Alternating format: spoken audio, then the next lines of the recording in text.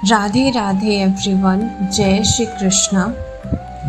Welcome to दिल की आवाज़ और मैं हूँ आपकी होस्ट निशु सिंह कौशिक।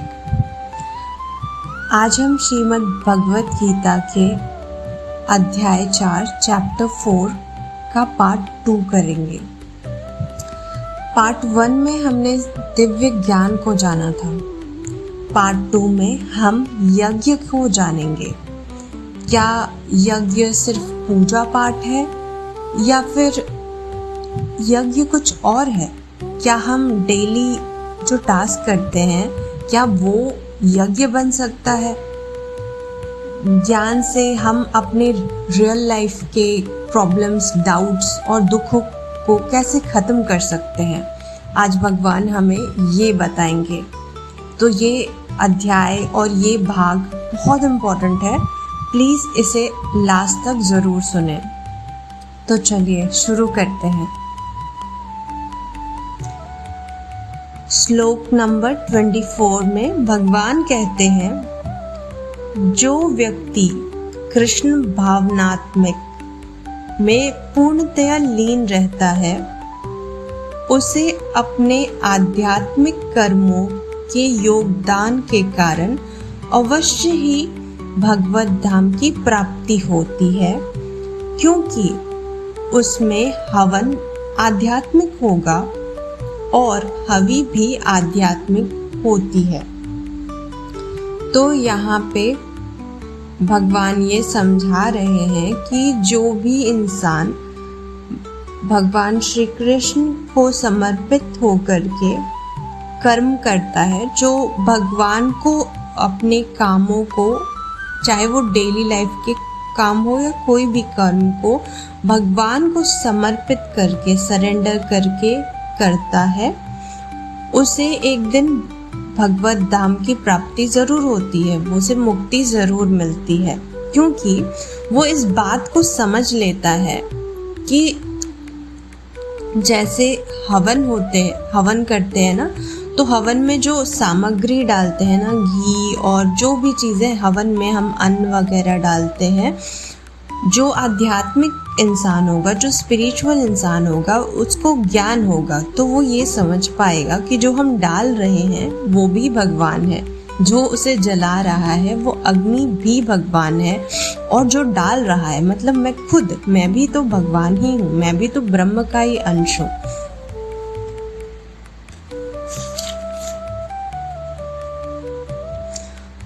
कुछ योगी विभिन्न प्रकार के यज्ञों द्वारा देवताओं की भलीभांति पूजा करते हैं, कुछ परम ब्रह्म रूपी अग्नि में आहुति डालते हैं। तो अब बाकी के सारे श्लोक में भगवान ये बताएंगे कि लोग, मतलब जो योगी हैं, वो मुक्त कैसे होते हैं।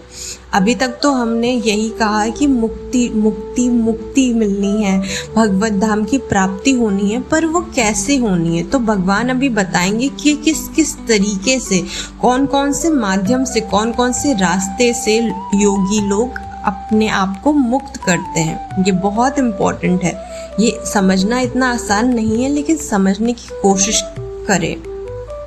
तो भगवान ये कह रहे हैं कि कुछ योगी जो हैं वो विभिन्न प्रकार के यज्ञों द्वारा देवताओं की भली भांति पूजा करते हैं। मतलब कि कुछ योगी जो हैं वो यज्ञ करते हैं और बहुत रिचुअल्स के साथ पूजा करते हैं देवताओं की, ताकि उन्हें मुक्ति मिले। और कुछ क्या करते हैं, वो परम ब्रह्म रूपी अग्नि में आहुति डालते हैं। और कुछ क्या करते हैं, इनमें कुछ श्रवण आदि क्रियाओं तथा इंद्रियों को मन की नियंत्रण रूपी अग्नि में स्वाहा कर देते हैं। मतलब कुछ लोग सेल्फ कंट्रोल से मुक्त हो जाते हैं, मतलब अपनी सारी इच्छाओं को खत्म कर देते हैं। तो दूसरे लोग इंद्रियों में अग्नि में स्वाहा कर देते हैं। तो दूसरे लोग इंद्रिय विषयों को इंद्रियों में अग्नि में स्वाहा कर देते हैं। मतलब कि जो भी डिज़ायर्स वगैरह हैं, जो भी इच्छाएं हैं, उनको ख़त्म कर देते हैं। कुछ लोग सेल्फ कंट्रोल से मुक्ति पाते हैं। दूसरे जो मन तथा इंद्रियों को वश में करके आत्म साक्षात्कार करना चाहते हैं, संपूर्ण इंद्रियों तथा प्राणवायु के कार्यों को संयमित मन रूपी अग्नि में आहुति कर देते हैं। तो यहाँ पे कुछ लोग जो हैं वो सेल्फ रियलाइजेशन, आत्म साक्षात्कार करते हैं। मतलब कि वो इंद्रियों को अपने कंट्रोल में करते हैं और उससे उनको आत्मज्ञान होता है, उनको पता चलता है। हम बहुत ज़्यादा डिज़ायर्स में फंसे रहते हैं, बहुत तरह तरह की चीज़ों के पीछे भागते हैं, इसीलिए हम अपने आप को जान नहीं पाते। When we will control our senses, then एक स्टेट आता है जब हमें आत्मज्ञान खुद ही हो जाता है, जैसे भगवान बुद्ध को हुआ था। संपूर्ण इंद्रियों तथा वायु के कर्मों को नियमित रूप से अग्नि आहुति करते हैं। मतलब कि यहाँ पे प्राणायाम की भी बात की जा रही है, जो अनुलोम विलोम, इनहेल एक्सेल, तो ये सारा मेडिटेशन और डीप ब्रीदिंग के द्वारा भी लोग जाते हैं, जो मुक्त हो जाते हैं, वो भगवान बता रहे हैं। कठोर व्रत अंगीकार करके कुछ लोग अपनी संपत्ति का त्याग करते हैं। तो कुछ लोग बहुत डिफ़िकल्ट व्रत करते हैं। कुछ योगी हिमालय और हर जगह तपस्या करते हैं, वो कितने सालों तक तो कुछ नहीं खाते हैं, तो वो कठोर व्रत से भी अपने आप को मुक्त करते हैं। कुछ कठिन तपस्या द्वारा तो तपस्या भी करते हैं बहुत सालों तक।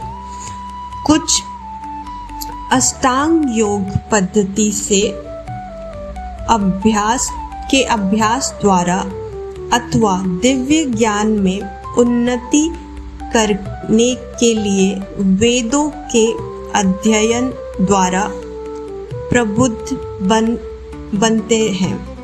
तो कुछ लोग अष्टांग योग से भी मुक्ति पाते हैं और कुछ दिव्य ज्ञान को वेदों के माध्यम से समझ के भी मुक्ति पाते हैं। अन्य लोग भी हैं जो समाधि में रहने के लिए श्वास को रोकते रहते हैं। वे अपान में प्राण को और प्राण में अपान को रोकने का अभ्यास करते हैं और अंत में प्राण अपान को रोककर समाधि में रहते हैं। अन्य योगी कम भोजन करके प्राण को प्राण में ही आहुति देते हैं।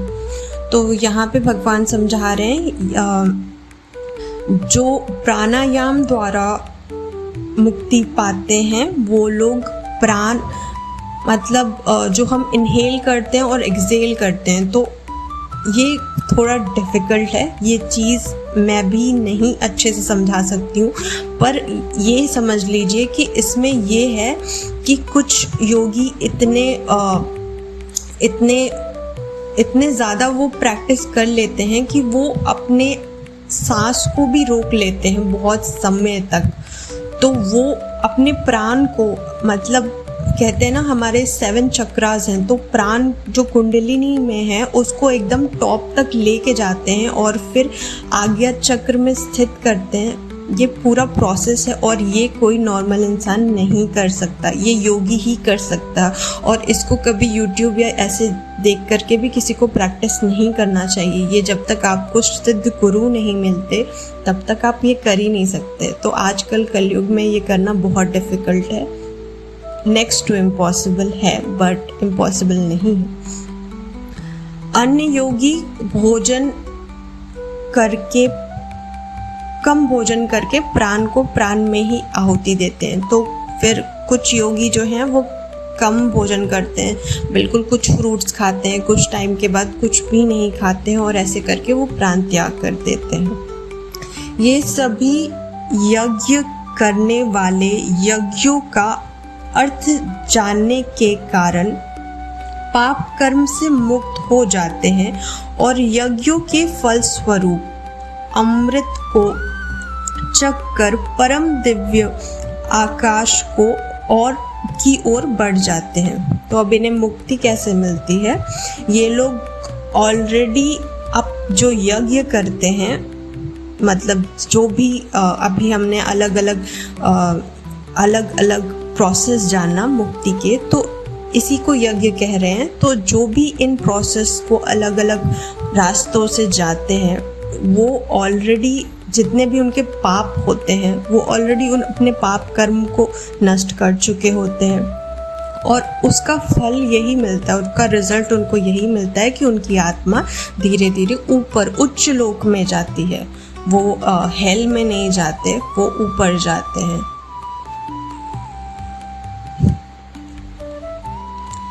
हे कुरुश्रेष्ठ, जब यज्ञ के बिना मनुष्य इस लोक में या इस जीवन में ही सुखपूर्वक नहीं रह सकता, तो फिर अगले जन्म में कैसे रह सकता है? तो भगवान यही अर्जुन से पूछ रहे हैं कि जब ये जो यज्ञ है, चाहे वो कर्म हो या फिर ज्ञान योग हो, अगर इसके बिना इस जन्म में भी कोई सुख से नहीं रह सकता, तो अगले जन्म में क्या भरोसा है कि वो रहेगा? नहीं रह सकता। तो ये बहुत ज़रूरी है। जब तक आप इसको जानोगे नहीं, जब तक आप ये करोगे नहीं, जब तक आपको दिव्य ज्ञान की प्राप्ति नहीं होगी, तब तक आप ऐसे ही भटकते रह जाओगे। हे परम पद, द्रव्य यज्ञ से ज्ञान यज्ञ श्रेष्ठ है। हे पार्थ, अंत तो गत्वा सारे कर्म यज्ञों का अवसान दिव्य ज्ञान में होता है। तो भगवान अर्जुन से कह रहे हैं कि द्रव्य यज्ञ, द्रव्य मतलब के सोना चांदी ये सब, तो सोना चांदी के ज्ञान मतलब दान से ज़्यादा बड़ा ज्ञान योग है। ज्ञान सबसे बड़ा है, ये भगवान कह रहे हैं। तो अंत में क्या होता है? कर्म योग का अवसान दिव्य ज्ञान में होता है। मतलब कर्म से भी ज्ञान की प्राप्ति की जा सकती है। तुम गुरु के पास जाकर सत्य को जानने का प्रयास करो, उनसे विनीत होकर जिज्ञासा करो और उनकी सेवा करो।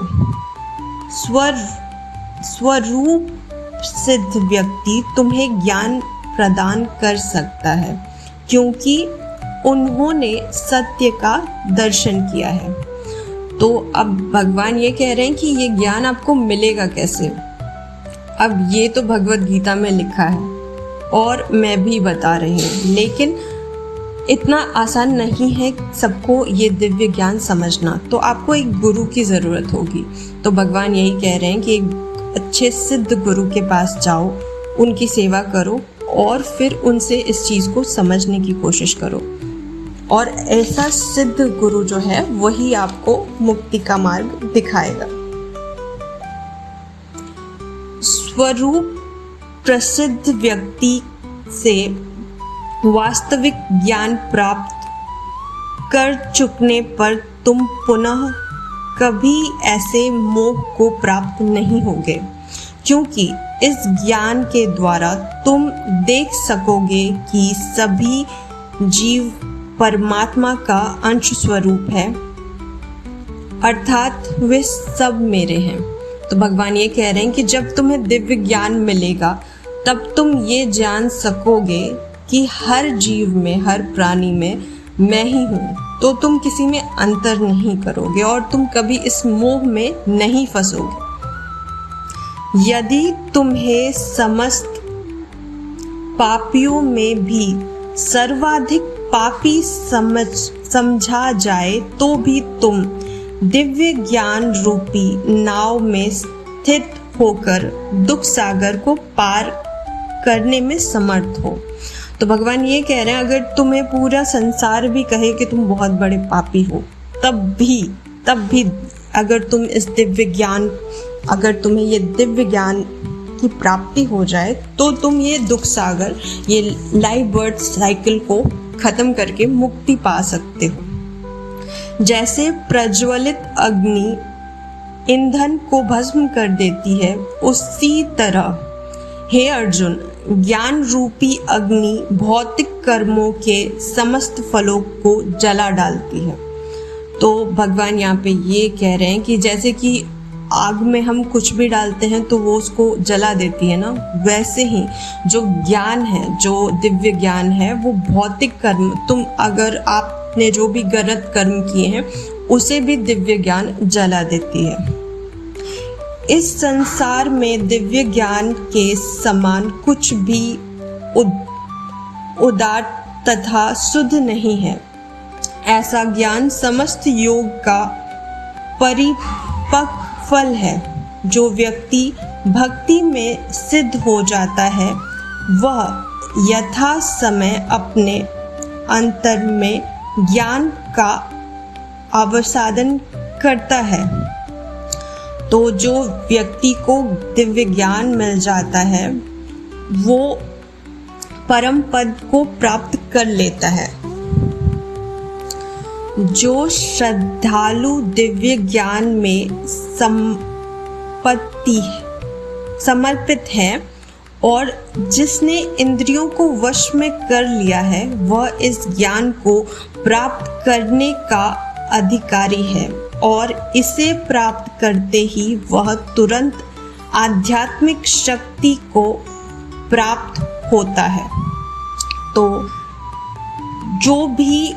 जो भी व्यक्ति दिव्य ज्ञान में समर्पित है, मतलब वो उसने अपने आप को स्थित कर लिया दिव्य ज्ञान में और इंद्रियों को सेल्फ कंट्रोल में कर लिया, उसे वही इस दिव्य ज्ञान का अधिकारी है। मतलब जिसके अंदर सेल्फ कंट्रोल करने की पावर है, जो अपने डिज़ायर्स को कम कर सकता है, जो अपने मन को वश में कर सकता है, वही इस दिव्य ज्ञान को जानने का अधिकारी है। किंतु जो अज्ञानी तथा श्रद्धा विहीन व्यक्ति शास्त्रों में संदेह करता है, वे भगवत भावनात्मक नहीं प्राप्त करते, अपितु नीचे गिर जाते हैं। संशयात्मा के लिए न तो इस लोक में न ही परलोक में कोई जगह है। तो भगवान यहाँ क्लियरली बोल रहे हैं कि जो आत्मा जो है, जो लोग डाउट करते हैं, जो भी इस दिव्य ज्ञान में डाउट करते हैं, जो धर्मानुसार जो सिद्धांत बने हुए उन पे डाउट करते हैं, जो वेद में हर चीज़ में डाउट करते हैं, उन आत्माओं की जगह तो नरक में भी उन लोगों को जगह नहीं मिलती। जो व्यक्ति अपने कर्म फलों का परित्याग करते हुए भक्ति करता है और जिसके संशय दिव्य ज्ञान द्वारा विनष्ट हो चुके हैं, वह वास्तव में आध्यात्मिक है और हे धनंजय, वह कर्म बंधन में नहीं बनता। तो भगवान ये कह रहे हैं, जिसे ये दिव्य ज्ञान प्राप्त हो जाता है, वो कभी भी कर्म बंधन में नहीं फंसता, वो मुक्त हो जाता है।